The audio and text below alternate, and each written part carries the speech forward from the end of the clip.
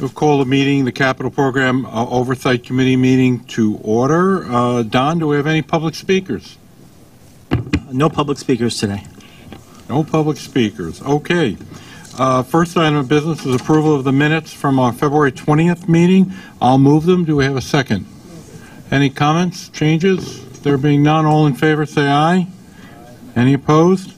Motion carries. Don, work plan? A couple changes to the work plan. MTA CC will be providing updates on all their projects today, except for East Side Access, which will be taken up next month.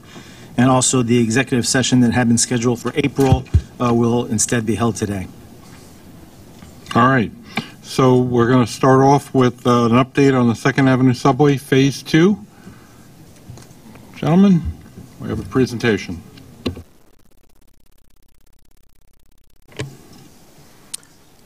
Good afternoon. Phase 2 2nd Avenue Subway extends Q service by adding 3 new stations north of 96th Street. 106th and 116th Street stations will be cut and cover stations, and 125th Street will be a mine station. We'll be using existing tunnel sections built in the 1970s, and those are shown in green on the map. New tunnels will be constructed from 120th Street heading north, where they'll begin to turn west at around 123rd Street, and then run along 125th Street, where they'll cross under the existing Lexington Avenue line. They'll continue west and end just past Lenox Avenue for train storage. The 125th Street station will have connections to the 4, 5, and 6 and Metro North. Phase 2 is expected to add 100,000 daily riders on top of what Phase 1 has already brought. Our priorities are contain costs, avoid scope changes, especially during construction, and incorporate lessons learned from Phase 1 and to remain on schedule.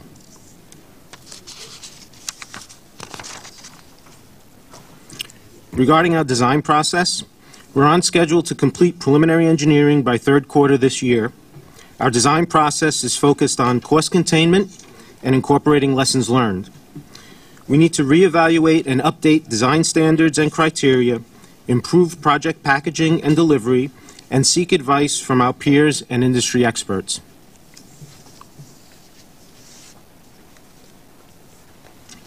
For cost containment, we're looking at every system for opportunities to do things more cost effectively while keeping the same quality, performance, and maintainability.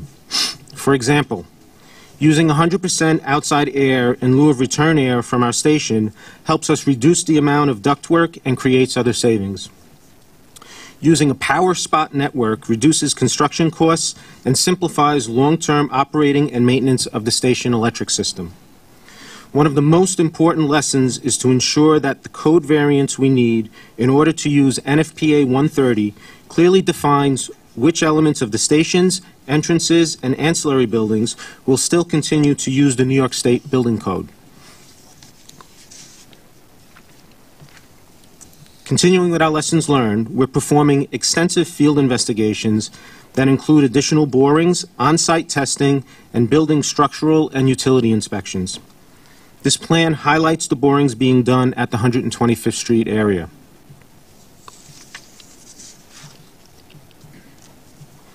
The purpose of the additional borings and testing is to accurately map the ground conditions to optimize the construction of the 125th Street station by reducing risks, especially when we mine under the existing Lexington Avenue station.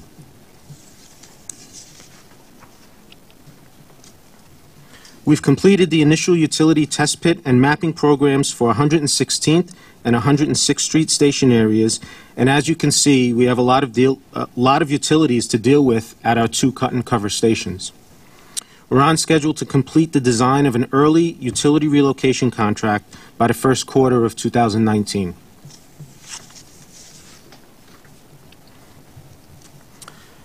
Much of our design decisions are based on code and safety requirements. During our preliminary engineering, we need to establish the items listed here, including confirmation that adequate egress capacity is provided at our stations. For environmental, the FTA is continuing to review our NEPA reevaluation document that we submitted to them in November. We need the NEPA determination this summer in order to stay on track with our New Starts funding application. The process requires public outreach, which has started. We've made presentations to elected officials and will shortly begin presenting to the various community groups. We have a deadline to complete project development this December. That concludes my report. Are there any questions from the members? Yes, Andrew? Have you determined whether 125th Street is going to be a 2- or 3-track terminal yet? 125th Street is a 2-track terminal. For sure. Yes. Any further questions? Thank you very much. Next presentation is Jana Lieber, Penn Station Access. Okay, good afternoon. I'm here to report on the progress of the Penn Station Access project. I talked a little bit about it at committee this morning. I'll go into more detail right now. The environmental assessment documentation is progressing, and there are a variety of track alignment options. This is especially important because we have to reconcile the needs of the freight railroad that operates there with Amtrak and Metro North. So those alignment options are continuing, and there are noise and air quality issues which are being analyzed as well. Importantly, we are accelerating evaluation of the economic development options. This project, this area was included in the governor's value capture proposal, which is under valuation in the legislature, but irrespective, we are evaluating the potential value. I'm sorry, Jana, is there a new bill that's been introduced? Because that wasn't in the bill that was in the governor's budget message. You clearly are pointing out I may have made a mistake. That was my understanding. I may have understood wrong, so I'm going to go back. Well, Mr. Chairman, could you clarify it? There's a bill that was put forward, I believe, by the Senate or the Assembly that includes that. But as I understand, there are negotiations this week with settlement by this weekend. Okay. And Commissioner, my point was that irrespective, that we're proceeding to evaluate the value and development opportunities in tandem with the city, irrespective of how that legislative dialogue proceeds and ends. So we're doing that work, and it's very much in tandem with the city and its economic development entity. On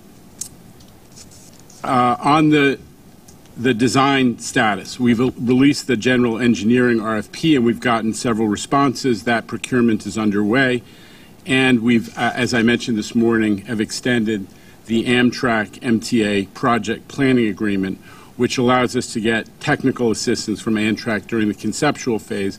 And in addition to that, we have, and next slide, we are seeking from Amtrak a memorandum of understanding that will explicitly endorse and commit Amtrak to permitting this project to be executed and for Metro North to begin service on the Hellgate line. We are exchanging drafts with Amtrak, and there are other agreements that need to be developed as well. Key risks. This is complex in terms of sequencing. We need, in order for this project, obviously, to be placed in service, we'll need to have the room in Penn Station that depends on East Side access being completed. But there is also a linkage to the East River Tunnel work, which is important, and we're going to be working with Amtrak to make sure that the sequence of this East Side access, East River tunnels, and the initiation of Metro North to Penn service is reconciled. Resource constraints. It's no secret to you that Amtrak, when we have these kinds of conversations, sometimes wants us to pitch in on some of their infrastructure that needs replacement. They brought up the idea of the Pelham Bay Bridge. Sorry? Okay.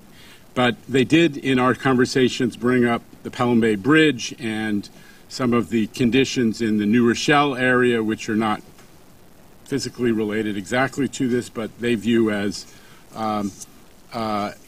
having a negative impact on their service. Our message to them is, look, we're not going to be getting into a situation where we're going to pay for infrastructure that is 100+ years old to be replaced just because we want to initiate service. But obviously, this is a negotiation that's going to take some time and some effort to complete. So that is an important issue that lies before us. Next steps. Until you have an agreement,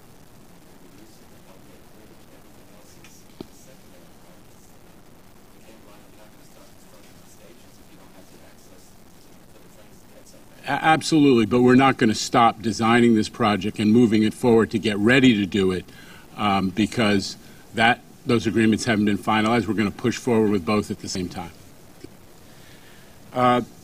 Next step, we're expecting to have a FONSI, a finding of no significant impact, which is the environmental milestone, by the end of this year. And as I said, we've met with the city, city planning, city DOT, EDC to discuss the development opportunities, and we're looking to cooperate with the city on both the development concept but also physical planning opportunities about the areas next to the stations. We have to make sure that all of the city streets and the sidewalks and the other points of access are properly planned to optimize the outcome for the community. And as I said, we're going to be working on agreements with Amtrak, the MOU, a design phase agreement, and we need to finish selecting an alignment, and that involves CSX as well. I expect that we're going to bring the procurement for the general engineering contract to the board by early summer, and I think that is the conclusion of our report for now. Questions? Are there any questions? I do. Yes, Mr. Ferrer. Thank you, Mr. Lieber. Let me just ask you, with respect to the Pelham Bay Bridge, what did Amtrak cost that out as? I believe that they have in their own planning documents for their future going needs something like $500 million. Mm-hmm. And their, I used the term advisedly, request of us that we pick up that entire cost. Is that still their position? I think they weren't explicit about the cost sharing percentages, but they certainly made it clear they would like us to participate in the cost of rebuilding that facility. Oh. Was there any evidence that they had advanced their that project in their own process prior to our expressing interest in this line? I don't know the answer, Mr. Ferrer. Clearly they've done at least some consulting work on the design issues. I don't know whether they've advanced it otherwise. Got at least 16 trains a day over it. I have two other questions. The flyover at New Rochelle will be last, but the new track configuration that we've seen some discussion of, is that also an Amtrak request? You're talking about which alignment we select? Right. No, that is part of the design that our team will be undertaking. Ultimately, it has to be acceptable to Amtrak in some way, to the extent that they are a partner in the design of of this redesign of their facility. But no, our design team is expecting to select the alignment. And with respect to 2-track or 4-track, or that's our initiation, not Amtrak's? Well, again, it will have to be a joint decision. We're not going to be able to make it completely unilaterally, but it's our team that's responsible for advancing the analysis, the computer simulations that will ultimately inform that decision and recommendation by our team, which we hope and expect will be approved by Amtrak in due course. And the flyover at New Rochelle, I presume that wasn't our initiation. It's not in the scope of this project, and so far my response to Amtrak has been, it sounds like this is a very long-standing problem. It's not even clear to us that it's a problem that the MTA has caused, and we politely said we're not that interested in discussing it at this time. Thank you. Can I say something? Andrew? Yeah. So with respect to Freddie's last point about New Rochelle, currently trains from Boston that are utilizing the Hellgate route are in the southern end of the New Rochelle station. They share the southernmost platform. If Metro North wanted to run a train on this route from its west or southbound local track, which is the northernmost track, it would have to do a significant move after New Rochelle to get onto the tracks that feed into Pelham Bay Park and over the Hellgate Bridge. Is that the idea of the flyover then? Because that's an unusual move. It wouldn't be useful for me to respond because I think you know more about this than I do. So far, my position has been, based on what I've been told by Metro North, this is a long-standing issue, somewhat a bone of contention between these two railroads, and that we don't view it as relevant to the initiation of this new service, so we kind of declined to engage too much on it. My point being that a southbound train wanting to access the tracks that serve the Hellgate route would have to cross over 3 tracks to get to the tracks that Amtrak now uses to serve the Bronx and Pelham and the Hellgate Bridge. And that's a move that might require certainly some new signalization or something at New Rochelle, obviously. I take your point. It's obviously a pretty complex undertaking. Yeah. All right, thanks. The issue that Amtrak has always brought up is their Acela cannot go full speed through that area because of the amount of other traffic that's in the area, and that's what's causing the issue.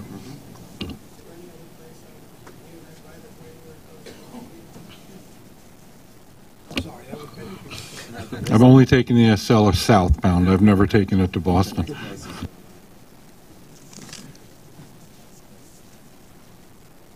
No further questions? All right. Update on the LIR expansion. Mark? Good afternoon. I'm going to report on the progress for the Long Island Railroad mainline expansion project. In December, the board approved the contract for the design build of the project, and it was awarded to a consortium of 4. That was Picone, Halmar, CCA Civil, and Dragadas. Since December, that team is now on board. We have been working on the documentation to create conformed contracts. Okay, we have worked on insurances and bonds that are all in place, and that team is now on site and working at full pace. In the contract, the scheduled end of heavy construction is due at the end of 2022, with full substantial completion in the mid of 2023. We're very conscious that the project should be viewed in the broader scope of the whole of the island and the other projects that are going on. We're very conscious of the resiliency and the cascading delays that can happen during the project and its construction, and in particular, we recognize that the project would provide a major advantage in providing reverse commute in the future. It is extremely important for us as we go forward and build our risk registers to acknowledge and to recognize that the project is being built while running 250 trains on the track every day. That's 110,000 people. We think that's one of the major factors to consider. We've been working with the designers and constructors over the past year during the procurement period and the last few months to make sure that that is taken fully into account as we go forward. Diving into a little on the detail of the project. 7 grade crossings, 7 bridges. I won't read it all. There are lots of components. We tend to view the components as not the complex part of the project. Each of these components has been done by Long Island Railroad and the team in various ways before. What is difficult is doing all these components within the 66-foot right-of-way, when about 40 foot of that right-of-way is already occupied by track. It's the complexity of putting in those 7.5 miles of retaining walls. How do you get in there? How do you safely work in that environment? And bearing in mind that the productivity within that area is quite low, the planning and the complexity around the management of this project is really where we're focusing. Finally, looking ahead to the next 9 months, we are aiming to start, in accordance with our contract, the heavy construction in October this year. In the next 6 months, I guess 6 months now, you'll see us coming to visit you a couple of times, but in that time, we're really going to be reporting on our preparatory works. We're reaching out to the communities to introduce the design builders and the project management team. In particular, we're bringing everybody up to speed on the commitments made to those communities and to introduce the people who are responsible for various aspects. We have a major series of work efforts to do on property acquisitions and utilities. Our design is underway, and we're building our risk register to report to you in the future. After October, we start work on a number of those undergrade crossings and a number of stations. And that's the report for the Long Island Railroad Mainline Access Project. Any questions? Yes. Carl? So, I voted for this project, even though I had some misgivings about it, because I do think it's important for the region and important economically for Long Island, but it is a major construction project, the largest by far, certainly, that we've approved since I've been on this board. And since this project was approved, we saw the expose in the New York Times about all kinds of construction issues related to East Side access. And that article came out, and I think that the response from the authority was that there were a lot of lessons that we could learn from that. And I'm wondering, since we are in the process of entering into this project, a project that we know is already about $500 million over estimate across 2 budget cycles, what lessons have we learned from East Side access, especially lessons that we've learned in the last few months, that we are now applying to assure in this contract that those kinds of issues don't recur? If I may, Commissioner? Let Jano answer. Yeah. It's a very good point.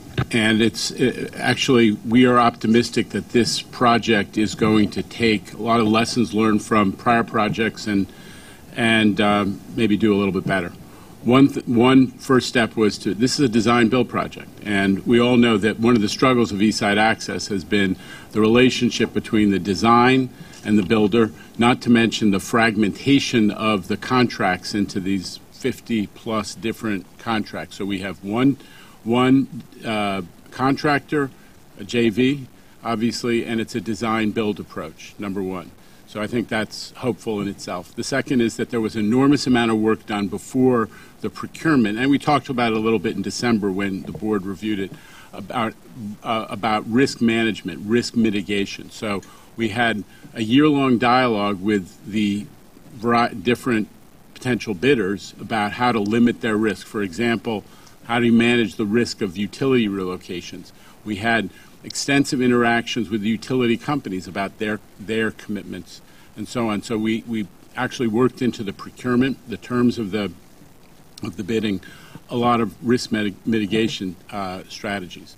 Third, we had one of the things that has killed East Side Access, and we've been upfront about it, is this dependence on Amtrak support and generally force account, that you had to get outages, you had to get the outage, during the outage you have to get the personnel there so you could actually work.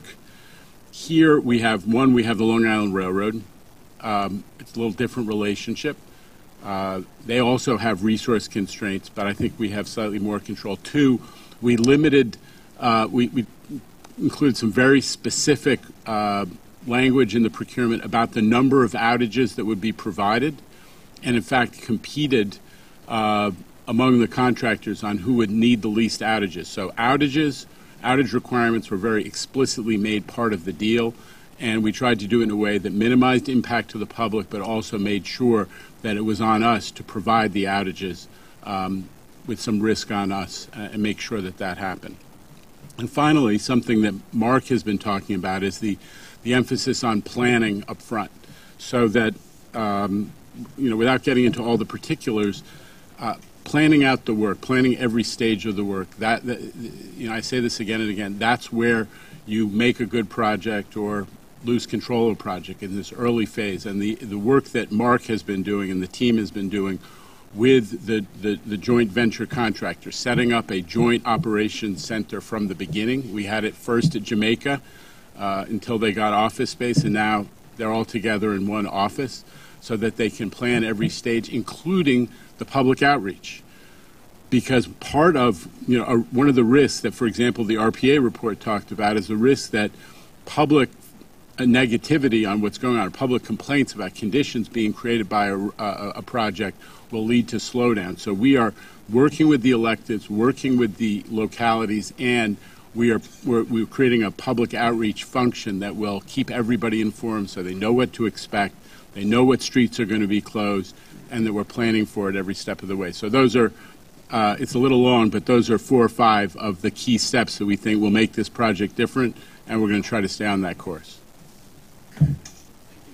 It would, and I assume you'll do this, but that's, first of all, very reassuring and delighted we're making those changes. And I assume there will be, quarterly reports to this board, this committee? Yeah. So if red flags rise, they can be dealt with immediately? Yes. Yes, this committee. Thank you. Are there any further questions? If I may go back to Penn Access for a second. Carl, you asked a question. It was included in the January budget that the governor put forward, the executive budget. Penn Access was. I will check. I didn't think so, but I will go back and check. Fine. Yeah, it was included. I mean, I've gotten about 6 emails. Only in the value capture section. Okay. Fine. Update on Cortlandt Street, the number 1 line. Dan? Okay. Good afternoon, committee. The Cortlandt Street one-line project continues to hold a substantial completion date of December of this year, with a budget of $181.8 million. Since the last CPOC meeting, the contractor productivity has increased measurably. Some details of and highlights of the progress will be on the next few slides, which I have included for informational purposes. So some highlights of the platform level on the next slide. And the next slide is the mezzanine level. Next slide would be the fan plant level. And finally, the street level. Of particular importance, I'd like to highlight the Con Edison work at the street level. We have completed the reserve electrical power and are nearly complete with the normal power. And the reason I highlight this is it resolves one of the major risks to the project, which would be permanent power to the station. So in the next 90 days, aside from the regular progress of work, we expect to focus specifically on communication systems, as integration, testing, and commissioning activities will be critical to completing the project by December and possibly opening station to the public by October. Next slide are the typical progress curves you're accustomed to seeing in this report. The progress of the contractor has increased measurably, as I mentioned, since the last CPOC meeting.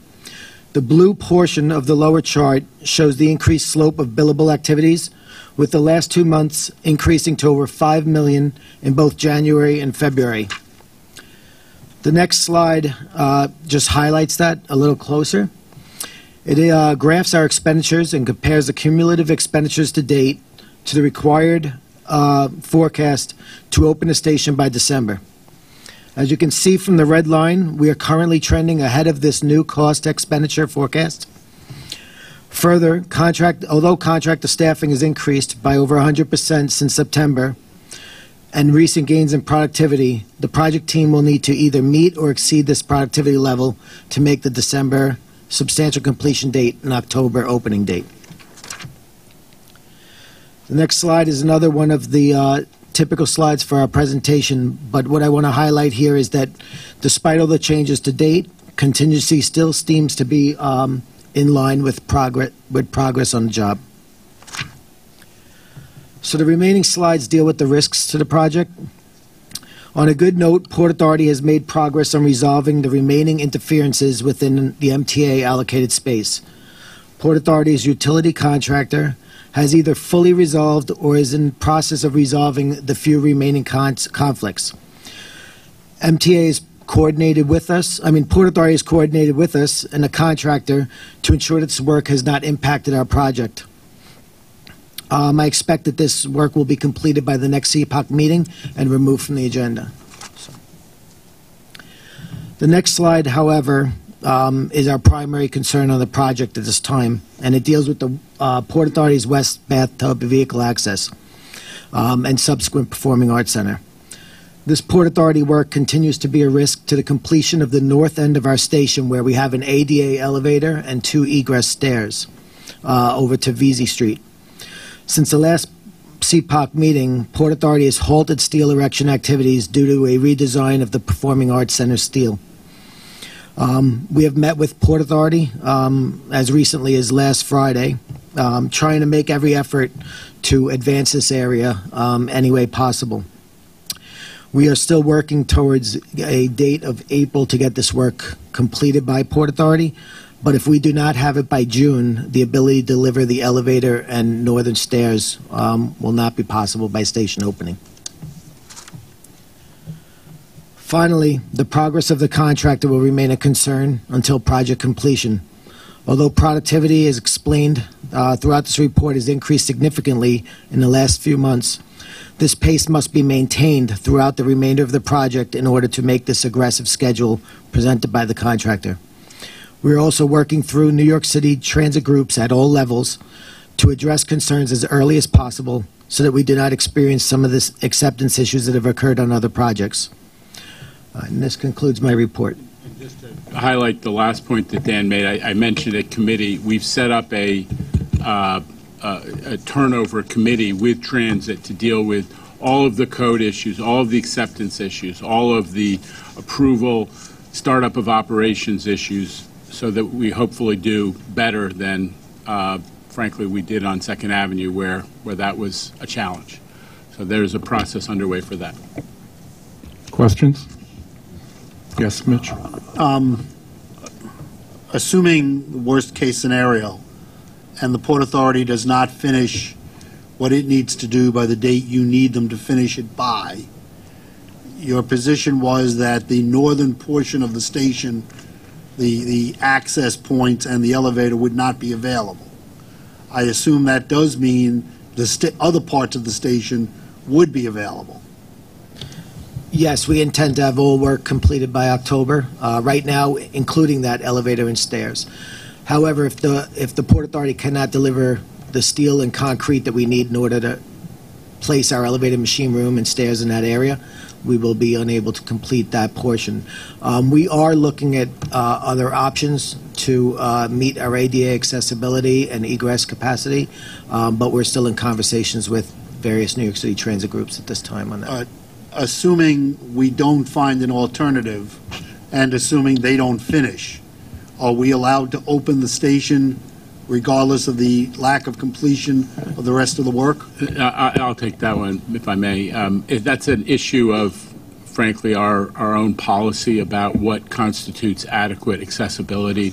I mean, we're going to open the station. We're going to open the elevator and the stairs in a full ADA accessible station. The question is, will we have 100% of that done before the targeted opening period? And that's an internal policy question. Okay.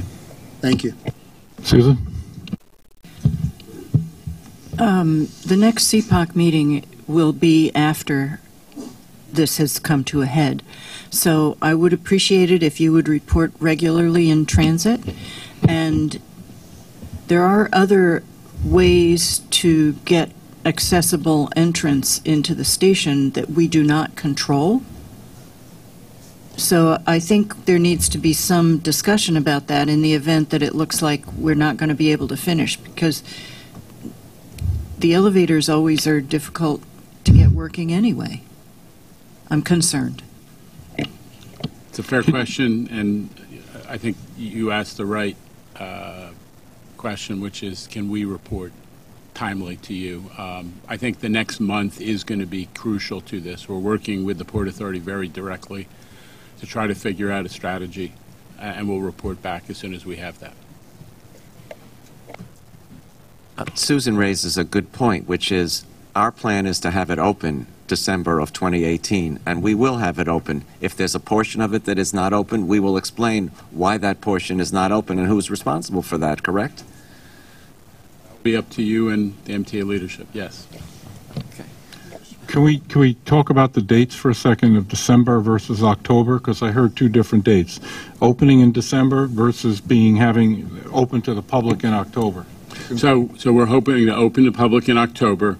The December substantial completion milestone requires, some things that, to meet that milestone, you have to have all the manuals done, the spare parts provided. There's some additional stuff that we would expect that would be done between an October opening and a substantial completion date in December. So I would imagine that if the port, if what's going on right now with the port does not work out, and everything else is in process to open in October, we would be in front of the board in September to make that decision. Yes. Okay, because August is not available to us. Okay. Yes. So let's understand this as best we can today. Aside from the Port Authority's west bathtub and that elevator access, if we opened in October, would anything else be noticeable to the public as not completed? I'm being honest. I'm not certain the art piece will be 100% finished. Otherwise we are pushing as hard as we can for the contractor to be finished otherwise. Great. Art, yeah. Okay. Any further questions? Okay. The IEC project review of Cortland. Good afternoon, members of the committee. This is Diane Rinaldi, and I'll be delivering the IEC project report on the Cortlandt Street reconstruction. Since last report, the project budget has not changed, and the remaining third-party work is in line with the remaining work to be completed. The IEC concurs that risks to exceeding the current budget are extremely low at this time. As reported by the agency, the current schedule indicates December 2018 substantial completion, and the project is working diligently towards station opening to occur in October. Last December, we reported to the committee that the contractor hit a rate of productivity required to achieve December 2018 substantial completion. We're encouraged to report that the increased productivity was sustained in each of the most recent 4 months of billing. On the next two slides, I will review the major risks that remain to the current schedule. The first is completing the testing and commissioning program. Level 2 factory acceptance testing is currently on plan and nearly complete. The number of required tests will increase considerably over the next few months as on-site testing begins. The IEC concurs with the agency concerns over contractor submittal delays, and I'd like to add that this poses a risk to obtaining required approval to start later on-site testings in levels 4, 5, and 6 of the testing program. Next slide. As reported earlier, completion of the entrance at VC Street is the top risk to station opening. Specifically, the elevator at this entrance is critical, which is the only elevator from the street directly into the station. The VC Street entrance will be located next to the Port Authority's Future Performing Arts Center and the West Bathtub Vehicle entrance. The Port Authority did not deliver on promises to complete their predecessor work and turn over the area to the MTA by the first quarter of this year. Because of this, the MTA has been delayed in starting their scheduled work in this area. Even if the Port Authority delivers on their latest promise date of June 2018 to complete their predecessor work, I want to note that a resequencing of activities and agreement by the contractor will be required to meet the scheduled completion date and station opening. And I'd also like to note here that the project team has successfully progressed the work elsewhere on this reconstruction by resequencing activities and by implementing other mitigation measures. Last slide. The IEC concurs that December 2018 completion is attainable, but I must add that the current level of productivity must be sustained for the remainder of major construction activities.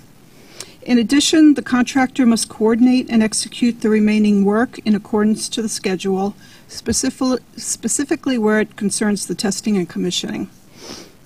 And critical issues related to the completion of the VC Street entrance and elevator must be resolved by MTA CC, the Port Authority, and the contractor.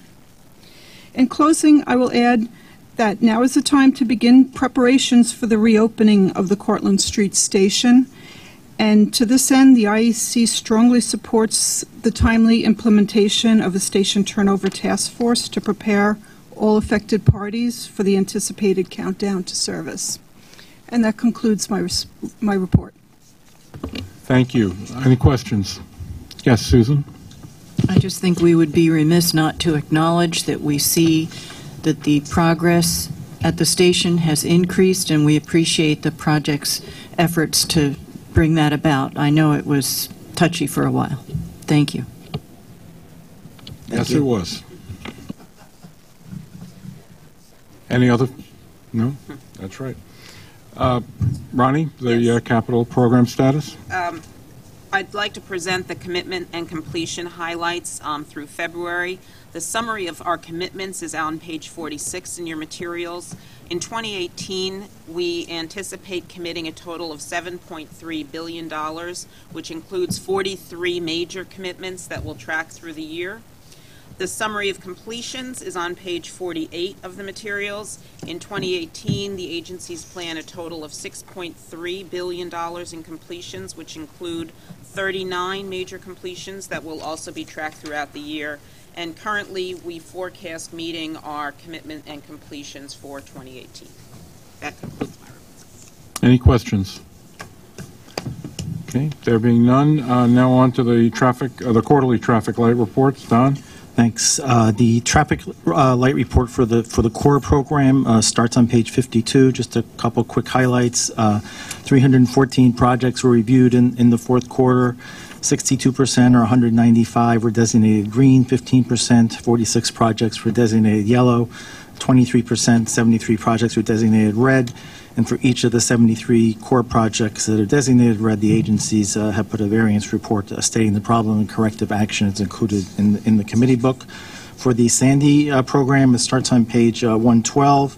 94 projects are included, 8 are in design, 21 in post-design or construction, 65 in construction, 64% are designated green, 25% yellow, 11% red, and again, for each of the Sandy projects, those that are designated red include a variance report stating the problem and the corrective action.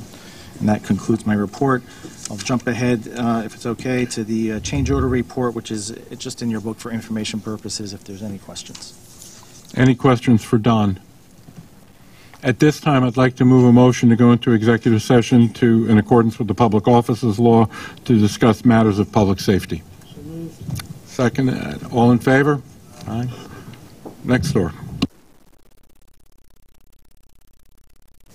We're back in session. We've received a report on security here at the MTA. I'll now entertain a motion to adjourn.